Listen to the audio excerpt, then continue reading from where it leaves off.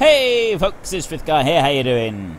So we have our load of pink bales and we are rushing them back to our barn so that we can sell them. And yes, I am going to show you what happens when you go around the corner just a little bit too fast with the weight. These bales are very, very heavy and it's very easy to tip these trailers over. I don't want to do it here because I don't want to risk anything sliding into the river down there, but I will do it. My question for this week: we're moving to Gorale, and when we get there, would you like me to run the map on 5 times speed, like we do on this one, with normal crop growth rate, or would you like me to run the map on 15 times speed with slow crop growth rate? I'm not going to give you the same option that we're now using in Water Valley, because I'd like to try and keep the two different. So it's your vote, it's your game. Head in the comment section down below, let us know which one you want. 5 times or 15 times, and of course don't forget to actually cast your vote in the top right hand corner. Now then, we are going to go down this hill here, and when we built up a little bit of speed, we're going to go around the corner and you will see just how easy it is to tip over one of these trailers. And I have actually off screen tipped over a line of 4 of these trailers, all completely loaded up with bales, and it was very, very easy to tip them over. You don't have to go round much of a corner to get it to tip. And look at that, look, see, it's going, it's definitely thinking about it. Although I've got to be honest, this is a lot more stable than I thought it was. I think I came up out of that field there on the left and came round. I'm definitely going to get it here. Look, round we go, and over it goes. You gotta love this game. And the one thing that I did find out about this though, because I thought that I would need some, because you could go and get the forks and use that to like try and lift it back up again, but if I just take the straps off, last time I just took the straps off and it sort of righted itself up. So right, as we've already flopped the truck onto its side, I think we can safely say that realism is taking a little bit of a break today, so we won't worry too much about that. Let's jump over here, and what have I got here? That one's on 4,000, so if I just move that pallet out of the way a minute, that'll be more for our beekeeping stuff. Today, remember, we were hoping to have a look at the factory and just to have a kind of a play around down the yard here. There's a few other bits that I want to do as well. Once we get that truck back here with those bales, we can sell the bales. I want to get over to the cattle, and I want to what's it called? The straw thing, the straw blower thing. I want to put straw in for the cattle using that one because they're just about out of straw. And then I also want to bring milk back over here, so we'll get 1 load of milk, and then we'll go and sleep for the night, and we can carry on in the morning with a few more bits and pieces. We'll also take a quick look at our poplars and see if they've grown at all. That was the other thing I wanted to do, wasn't it? I was going to try and make a track up through there, because I have shown you that it works quite well. It's obviously it's not for trucks and long trailers and stuff like that, but if you're using a tractor with a shorter implement, it's one of those rough tracks that you get on farms all over the world. You get rough back tracks that you can use smaller vehicles on, and then you get the main thoroughfares for the bigger vehicles. And that track up over the top there, that is definitely a back track that you would kind of use. Now, can we do this? Is this thing going to be sufficient to put that one right? I got a feeling it's probably not. I might be able to hook the forks up underneath on this side and lift it up. Let's have a go with this. This JCB, I just realised that this skid steer is actually a bit different to the skid steer that I used to use.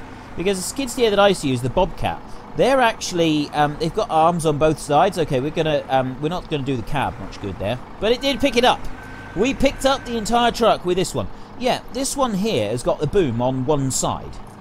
You've just got this boom here on this side with quite a strong hydraulic ram in there that is helping it to lift up and down. The one that I used to operate on a regular basis is actually the cab is centered, completely centered, and the boom goes on either side.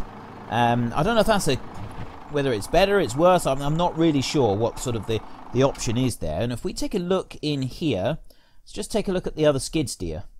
That one's exactly the same as well. So yeah, I think it's still that you get in through the front. You don't get in through the side. Anyway, let's not worry about that for a second. Load. There we go.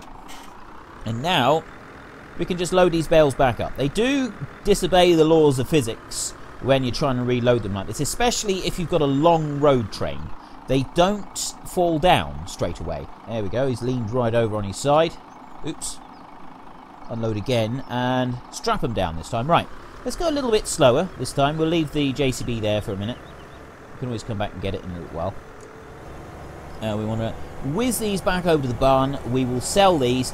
I can't remember how much you get for the 30 bales. I think it's $1,432 per bale. It might be more than that, but let's just assume $1,400 a bale. That's $14,000 for 10 bales. We got 30 bales on here, so $14,000.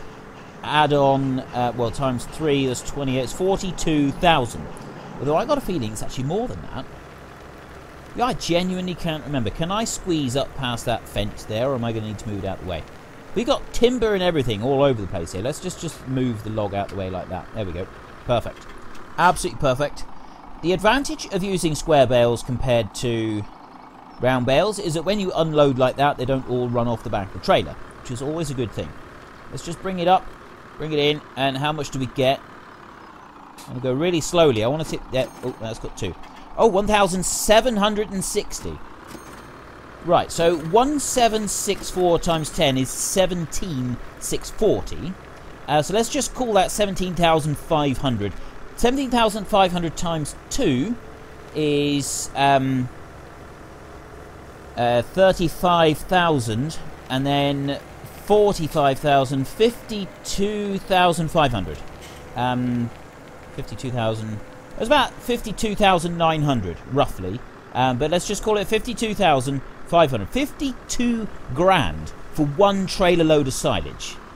That is why, ladies and gentlemen, making silage bales is the most profitable thing that you can do in this game, which is actually pretty good. Right, we've only got 66 litres of wood chips, so we want to...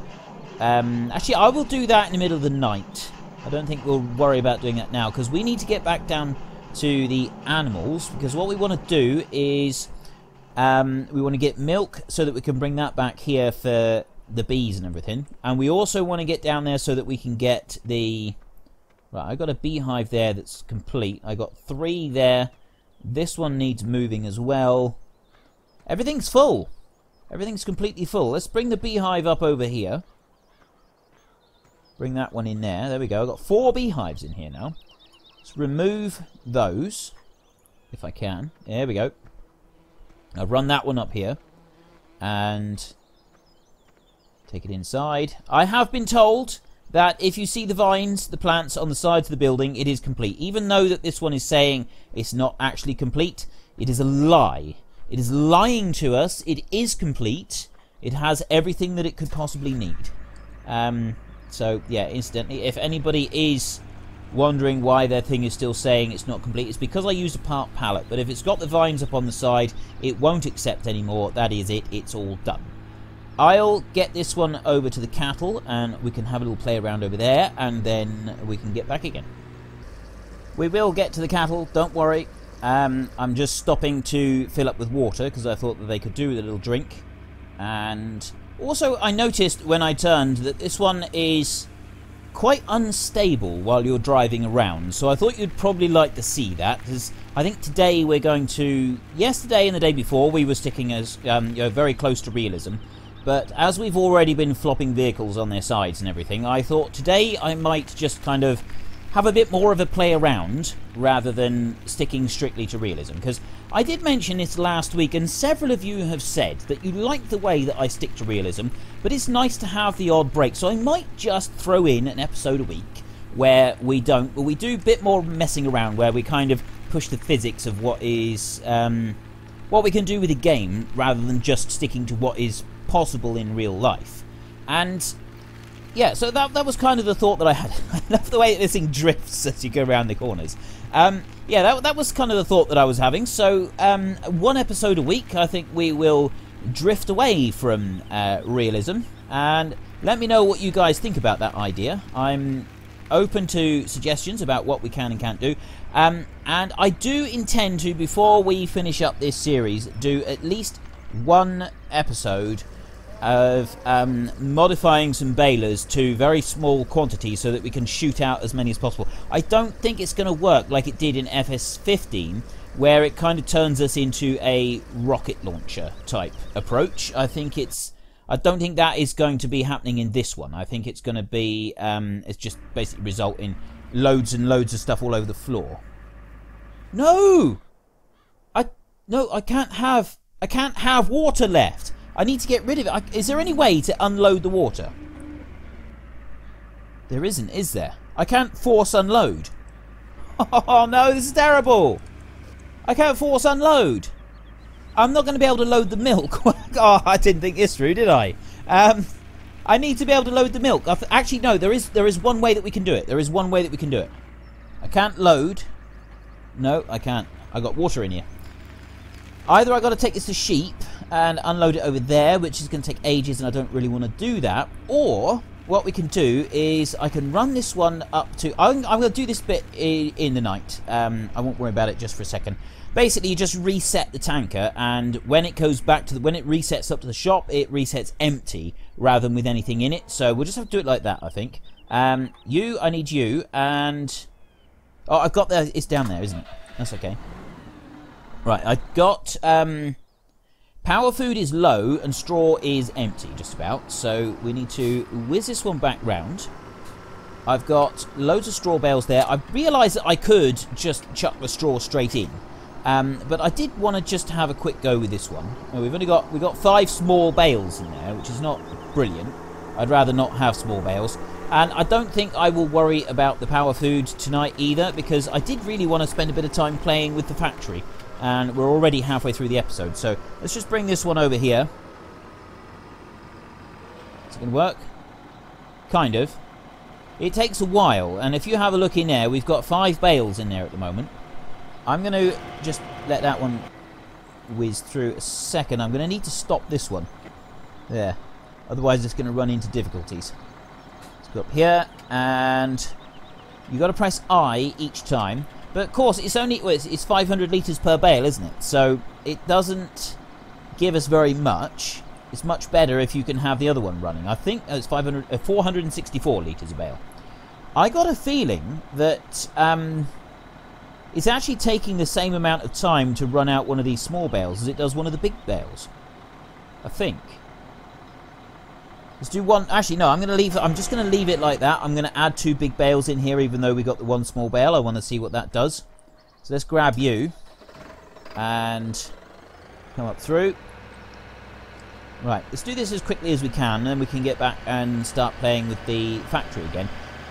We should be able to get a full load of honeymilk now because of the time that it's all been running. We can possibly get some more beekeeping stuff. Right, there's 3 bales. Most inelegant way of doing this, it really is. This is not, you wouldn't normally be picking up bales like this. You can try and pick up bales like this, trust me, I know.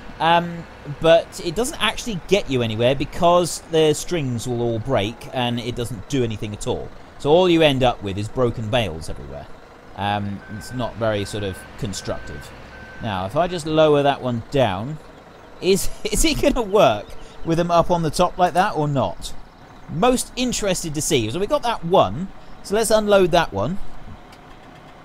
That one will come out. Now, is it going to actually register these bales on top, or have they got to be down in the bottom of the machine for it to work? It does. Oh, that's brilliant. That is absolutely brilliant. It's recognising, and yes, it takes the same amount of time to push out a small bale, 464 litres, as it does to push out a 4,000 litre bale. Oh, it only does the back one. It doesn't do these front bales. Ooh. Right, the plot thickens. Okay, let's just grab this one, and we're going to have to nudge those bales around. I should actually just be able to nudge the front teensy bit, just that side, and it will slide them around and drop them in. Oh, no, it's going to grab hold of them instead. There we go.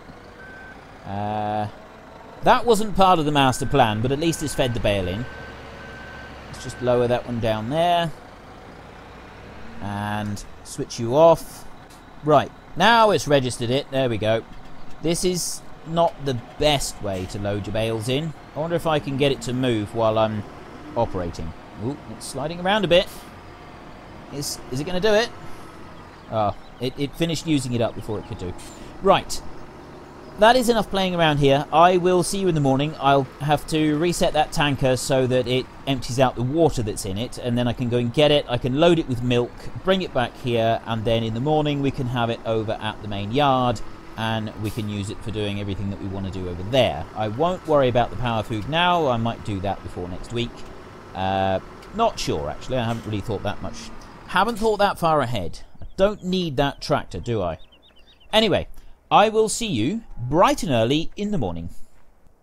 Well, it's a fine sunny morning. I have popped up here to take a look at the progress of our poplars, and by looking at the map, as far as I can make out, because it's done it in stripes, it hasn't sort of covered the whole map. It looks like it's the 4th growth stage on each end of the field, and then the stuff in the middle. So that is the 4th growth stage, so it should be ready to harvest on the next growth stage, whereas this in here, this has got a couple to go. But we won't actually start harvesting until the whole field looks exactly the same, so then we can be absolutely certain that we know which one is which, and there won't be any mistakes made. But yeah, it does look like we are going to be doing our harvesting very soon, in which case we'll probably start that next week, I'm thinking. Right, I'm going to leap magically all the way back down to that one. And as you can see, I have put the log fork on here and started using the log fork, although that pallet of timber is now ready. So I get that one out a minute. So we're going to do this first. I just picked up these couple. I'm going to go and grab that piece over there. So let me just drop those in there. And that's actually already... It's used it all up. So it's using the logs up at a fair rate. We're going to have to gather up a few more with that log fork in a minute. Right, what have we got? Sunflowers. I don't think we've got any No, we haven't. I'm sure we haven't got sunflowers. Right.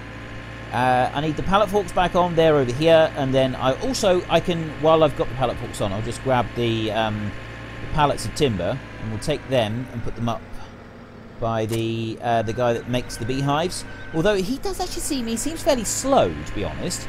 Yeah, I put some bales in there as well. That one should actually be ready to go in. I think maybe it's got to be nudged in a little bit further than that.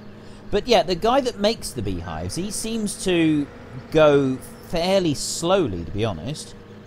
So maybe we will need to change around how we're doing that. Maybe a second beehive maker or something. I'm not quite sure yet.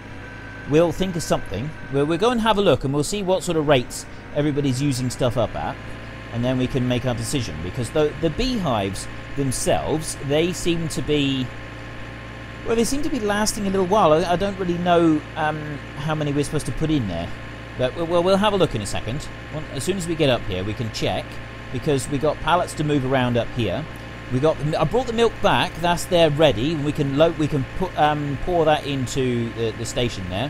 So let's bring this over here. Loading zone right there. We drop that in there, and that's saying 8,000. So I need to come off, and we want to press F1 now so we can take a look. Wood is at 69% at 8,000.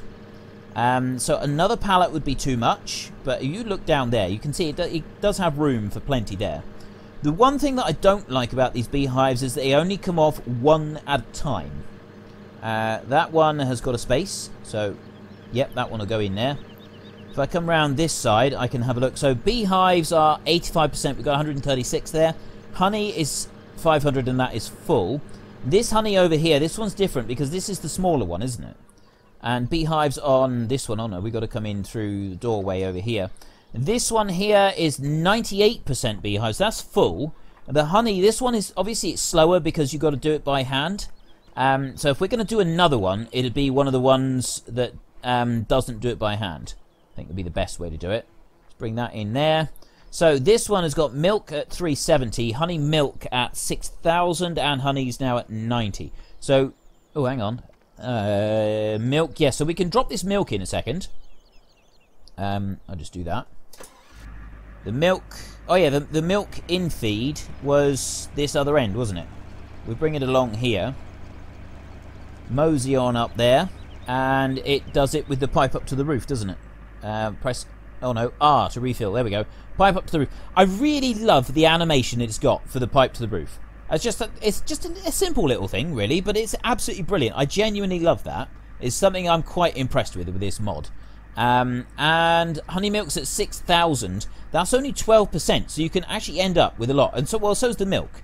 So, can you No, you can't. I was wondering if maybe you could put a couple of these together. So you do actually, to be able to get the milk over, you've got to go back and forth an awful lot with milk. Either that, or you'd set that one up really close. Well, actually, I know it would be highly unrealistic, but could you put, like, the milk trigger thing over here rather than over by the cows? So you kind of basically just assume that, like, you're piping it underground to bring it all the way over here. That would definitely be a possibility to do it like that. It would be a bit different to how you would sort of normally expect things to be run. But I could see it working. I could definitely see that working out fairly well. Right, let's take this one over. We'll drop this one in here, and then we're going to get a... Oh no, we're not quite ready for a tanker load yet, are we? It's got to be 7,000 for a full tanker. Now this one we do actually have to drive right inside to make this work, which is a little bit unfortunate as far as I'm concerned, because it's sticking up in the air like that, which to my mind is not perfect. That's just the way that the mod. That's just the way that the mod is. You've got to put it on level ground rather than being able to put it anywhere else. I don't really think we can fault it for that, though. Generally speaking, this mod is pretty fantastic. I think that of a lot of the mods that we've tried so far in FS17, this slow B pack seems to be very well put together. It's got the details. All of the details seem to be taken care of. So for that, I'm quite pleased. I'm very pleased that we do have this. Let's bring that one over. I want to get the log fork back on, and we'll go and get a few more logs and dump onto this one. We've got wood chips in that trailer. We've got quite a few. Like I said, I did empty out the wood chip exit point there, and we will come back and we'll do that again as well if we've got time.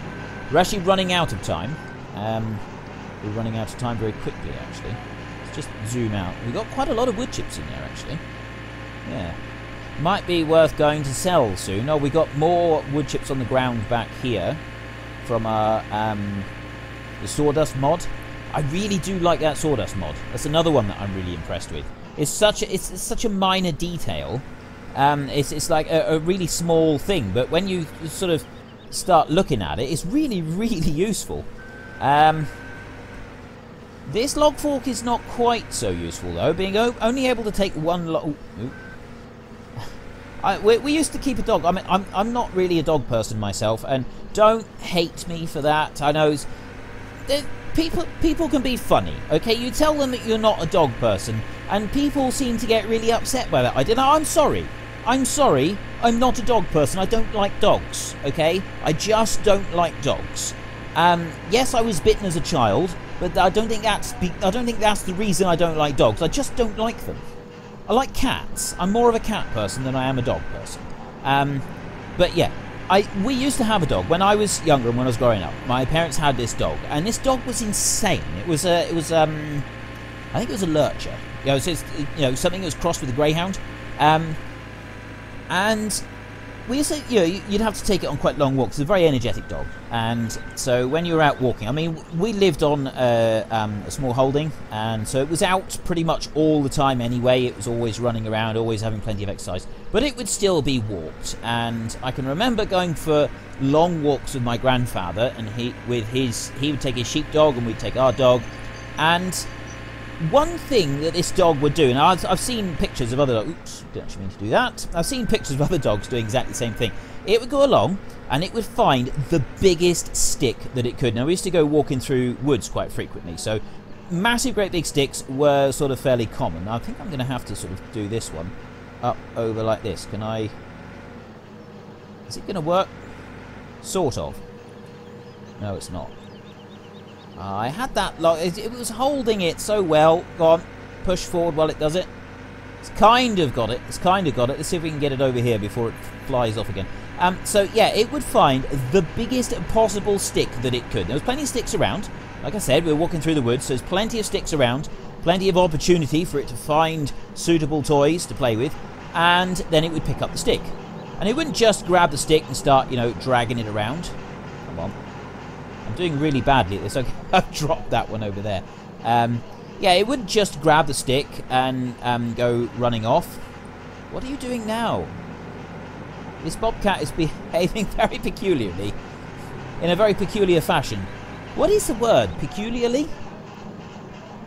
Something like that. But anyway, yeah, so it would grab the biggest stick that it possibly could, and it would balance it perfectly in the middle, and you could see the dog, and he would pick it up, and no, it wasn't quite balanced. He'd be leaning to one side, so we put it down. He'd inch along, just the tiniest little bit, and then he would pick it up again. And if it still wasn't right, he'd spend ages getting this right. And when he did, then he'd start running around with it. He had this huge, great big stick with like 3 meters stuck out either side, and go racing up and down the fields with it. But the only problem was, when we wanted to go, you'd be walking through the field, sort of along the edge of the woods, and it would grab this stick, and it'd be racing up and down with this stick. And then we'd come to a gateway. Well, this dog wasn't the brightest dog that you ever met. And instead of stopping before it got to the gateway and then putting the stick down and grabbing one end of it, it would gallop full tilt straight at the gateway. He would aim for the middle of the gateway. I'll give him that much, right? I will give him that much. He would aim dead centre for the gateway. But unfortunately for him, the stick would be stuck out either side. And one of two things would happen. Either the stick would break, and it would just go to a big splinter, and then the dog would be going along with a tiny little bit left in its mouth and looking around rather puzzled, where's the rest of my stick gone? Or, and this was more often the case, the stick would just stop. The dog would sort of half yelp as he went through the gates, and he would somersault. He would hang on to the stick though, for dear life, because it was his stick. He didn't want to let it go, and it would so it would be stopped by the 2 gateposts. I'm actually holding my hands up while I do this because I'm getting quite into this story. And the dog would go flying underneath the stick, and then he would end up having to let go, and he'd keep going. The stick would stop, and it was absolutely hilarious. It was brilliant, and you'd think that he would learn, but nope, not this dog. This dog did the same thing every single time you took him out for a walk. Find a great big stick and go flying at the gateway. I started to think that despite the yelp that he would give whenever he actually hit the gateway, he did it because he enjoyed it. I genuinely believe that dog used to do that because it liked hitting the gateway and sort of launching itself off into the distance, because it would do it nearly every day. Well, so long as it could find the stick. So long as the stick was big enough. If the stick wasn't big enough, and eventually, once he'd done that, then he would come back and he'd grab the stick by one end, he'd drag it through, and then he would put it down again and be on his merry. But yeah, that's what he used to do. So, absolutely brilliant. I used to love watching that dog do that. Ooh, I'll tell you what, I don't actually need to tip it onto that one. I can just tip it straight onto here, can't I? But anyway, I have run out of time now, so I hope I entertained you with my story. And yes, I don't need hate mail. I accept the fact that I don't like dogs, and yes, I can accept the fact that dogs can do funny things, but I don't have to like the things myself, okay? I don't have to like dogs. I like cats. I really don't like dogs very much. Generally speaking, I don't particularly get on with the creatures, and yeah, it's just one of those things, okay? Don't take this a bad way. Don't read anything into it that's not there, because there's nothing to be read into it. I've accepted the fact that I don't like dogs, and I've moved on. So it's time for anybody that's got an issue with this to move on as well. And I'm only saying this because I've had some very strange responses to people finding out that I don't like. What do you mean you don't like dogs? Whatever's wrong with you? How can you not like dogs? Everybody likes dogs. Well, there must be something wrong with you. Well, but you haven't met my dog. My dog's really nice. Yes, I'm sure your dog's really nice. And I can accept that you like your dog, and I can accept that your dog is a very nice dog, but that doesn't mean that I like it. And that's just the way it is. So anyway, that's quite enough about that. My question for this week, when we move to Gorale, what timescale would you like me to use when we're playing on that map? Would you like me to do 5 times with normal plant growth speed like we use on this map, or would you like me to do 15 times time speed with slow plant growth at the same time, so that sort of basically it results in the crops kind of ripening at roughly the same amount of time that we play the game, or thereabouts. That's kind of the theory behind it. But anyway, if you've enjoyed this episode, then please head down below and give me a like, and if you really enjoyed it, then please tell your friends all about me. Get them to come and watch as well. That would be awesome. But until next time, thank you very much for watching. This is Frithgar. Goodbye. No! Oh no! No! I promised! I promised. We got to do it. Yeah, I know I'm flicking through the machinery. Oh, I nearly forgot. We need to just very quickly sell one tanker full. I was going to sell a whole tanker full, wasn't I? Right. Have we got a whole tanker full to buy? To load up. Right. Where have I got to load from? There we go. Right. I promised. I did say. Oh, I nearly forgot. And I remembered. I mean, yes, some of you did have to remind me. I said, remind me to collect the eggs, and then I didn't collect the eggs. And I've remembered now that I need to collect the eggs, but we've run out of time, so I can't actually collect the eggs. We got 7,300. All we wanted to do, that was the whole point of today's episode, was to see how much we get for one tanker full. We put in a tanker full of milk, and now we just want to sell one tanker full of honey milk just right at the end, and then I really will go, because I will have run out of time. So let me just drive in here, smash our wheelbarrow up. That's not the way to behave, but we're doing it anyway, and sell. I to unload. So many times you've got to use R to unload with these things. Right, so how much are we going to get? It looks like we're going to get a reasonable amount. I hope that it is worth all of the work. So a single tanker full. I mean, I'm not even sure if this is worth the work of going to get the milk itself, let alone the rest of it. 11,255. Actually, that's not too bad, really.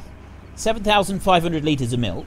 I don't know how much we get for milk, though. So if anybody can let me know how much we get for milk, that'd be greatly appreciated. But anyway, until next time, thank you very much for watching. This is Frithgar. Goodbye, and see you later.